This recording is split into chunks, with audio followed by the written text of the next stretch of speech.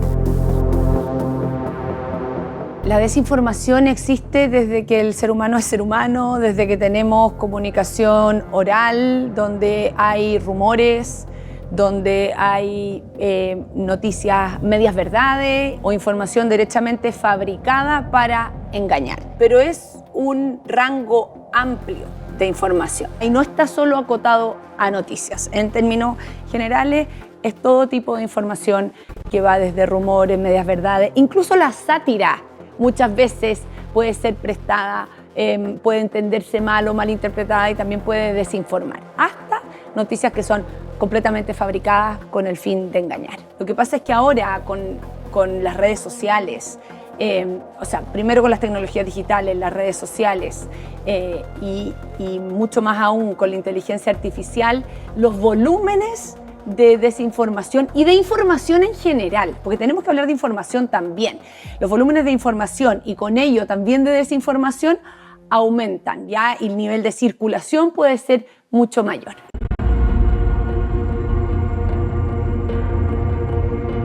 En 1938, la emisión radial de La Guerra de los Mundos cambió para siempre la percepción del poder de los medios. Narrada por Orson Welles, esta dramatización provocó pánico en miles de oyentes que creyeron que una invasión extraterrestre era real. El impacto fue tal que mostró la vulnerabilidad de las audiencias y encendió el debate sobre el rol de los medios en la propagación de noticias falsas. En ese momento, muchos temían que la radio, un medio en crecimiento, pudiera generar adicción en los niños y manipular fácilmente a la población. Fue una lección temprana del inmenso poder de los medios de comunicación en la era moderna.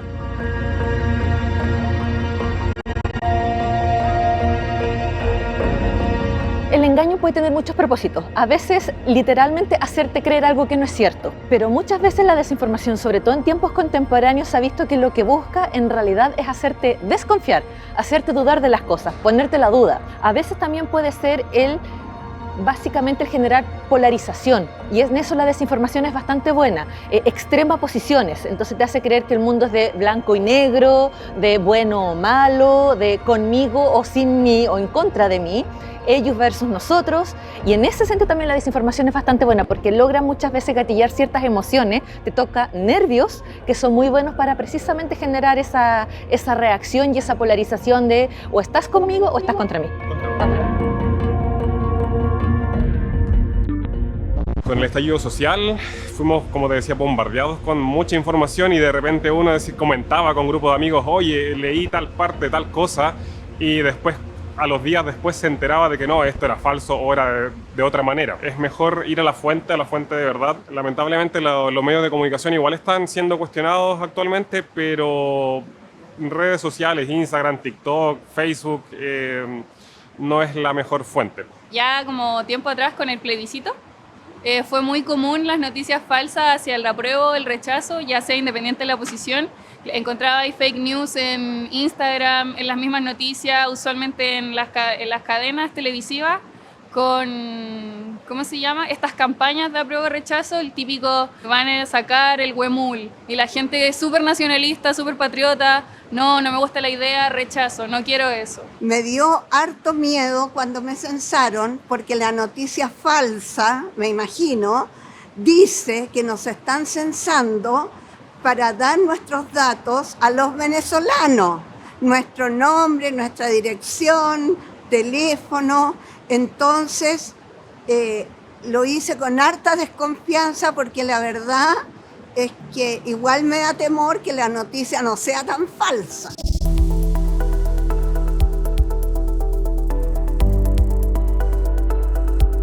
Hay un experimento muy conocido en el ámbito de inteligencia artificial, que es de Alan Turing, de los años 1950, que decía que el día que no podamos distinguir entre lo que dice un ordenador, si quien está hablando es un ordenador o un humano, es porque llegamos a la inteligencia artificial general, ¿no? Que supera igual a las capacidades humanas.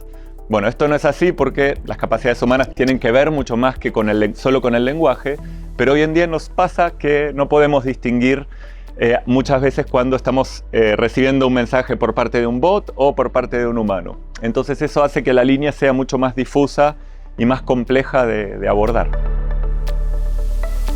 Pero con la entrada de la inteligencia artificial lo que ha sucedido es que esto se ha masificado y se produce de manera más rápida, entonces estamos expuestos a mayores contenidos y también a una, entre comillas, mejor producción de contenido. Por lo tanto, nos cuesta mucho más diferenciar esa falsedad de lo real.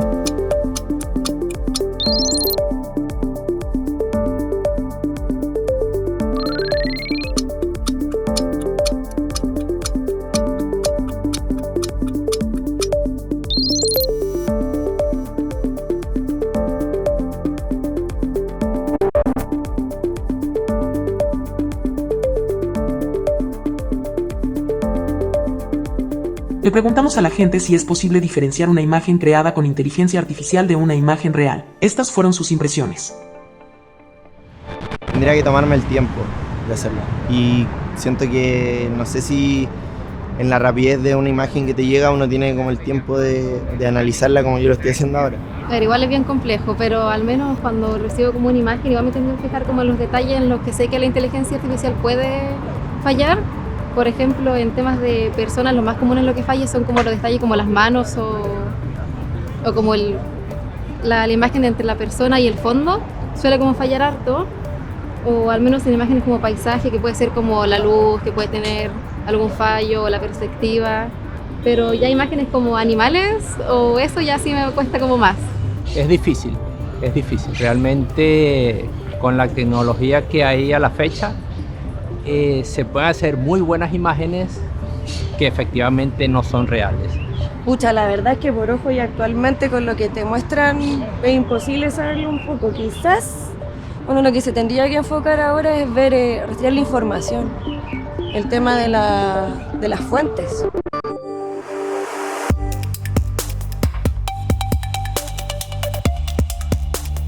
A ver, los deepfakes, que es la combinación entre deep learning, aprendizaje profundo, que es la técnica de la IA para generar imágenes y sonido, se usó hace varios años ya en el cine, ¿ya?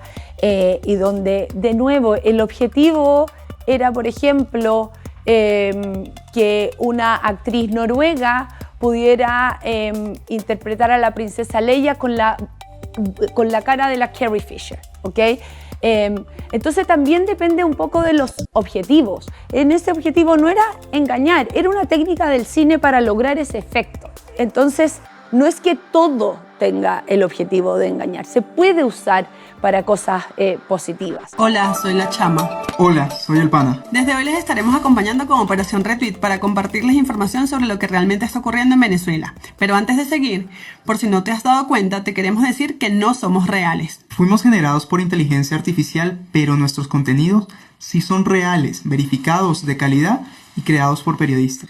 Por medidas de seguridad, usaremos la inteligencia artificial para difundir información de una docena de medios independientes venezolanos que son parte de las iniciativas Venezuela Vota y La Hora de Venezuela.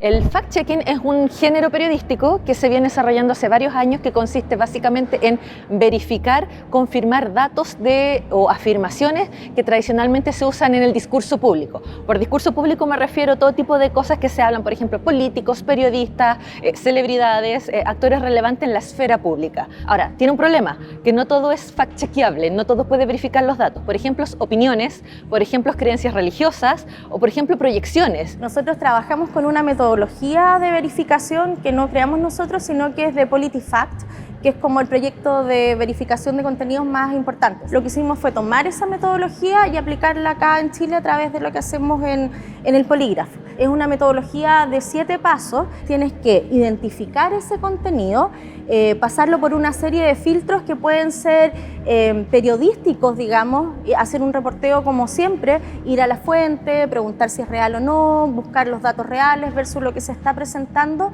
y por otro lado reportear con fuentes directas, básicamente expertos que sean independientes.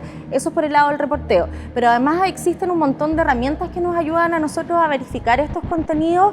Por ejemplo, verificadores de imágenes que te permiten ver si es una imagen que está adulterada, por ejemplo, o si es un video, ver si este video corresponde a un registro antiguo o es un registro nuevo. Y ahora también están surgiendo algunas herramientas que permiten detectar si hay o no inteligencia artificial de por medio.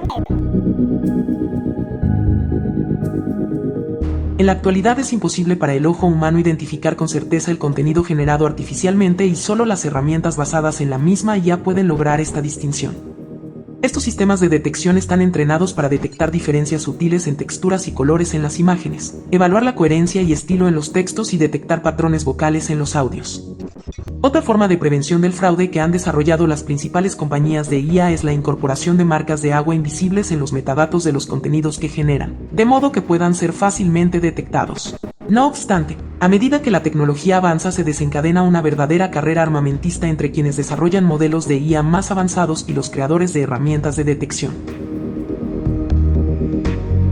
Uno de los grandes desafíos que ha supuesto la desinformación al periodismo es que, entre otras cosas, se ha puesto en duda la autoridad del periodismo y de los periodistas de decir la verdad. Pero además hay un tema que es bastante conflictivo, que tiene que ver con precisamente qué cosas puedes verificar, qué no es verificable, o incluso hasta qué punto puedes llegar a afirmar algo con asertividad y decir esto es verdad.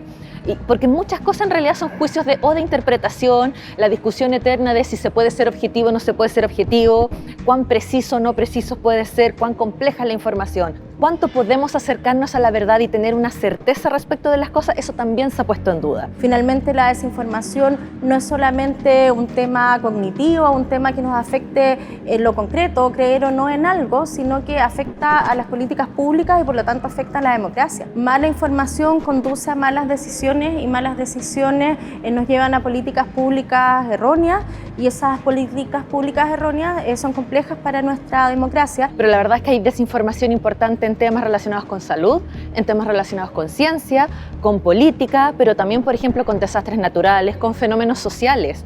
Por ejemplo, hay desinformación sobre migrantes, sobre temas de pobreza, sobre acceso a la vivienda. Esos también son temas sobre los que se desinforma o sobre los que se arregla a veces mañosamente información o contenidos con el propósito de engañar. Por ejemplo, en el terremoto del año 2010, cuando se inventaban rumores de que iba a haber, no sé, una réplica en cierto lugar y se abandonaban pueblos completos y eso producía un montón de problemas porque la gente salía corriendo y no se sabía lo que iba a pasar y al final era una desinformación. Cuando ya se modifica la conducta de las personas, se está produciendo un daño. Tenemos que crear ciudadanías más críticas, que evalúen la información, pero también los niveles de desconfianza tampoco nos ayudan, ¿ya? Entonces es un camino difícil de navegar. No existe una respuesta clara todavía a eso, pero entonces tenemos que crear ciudadanías más empoderadas, más críticas, que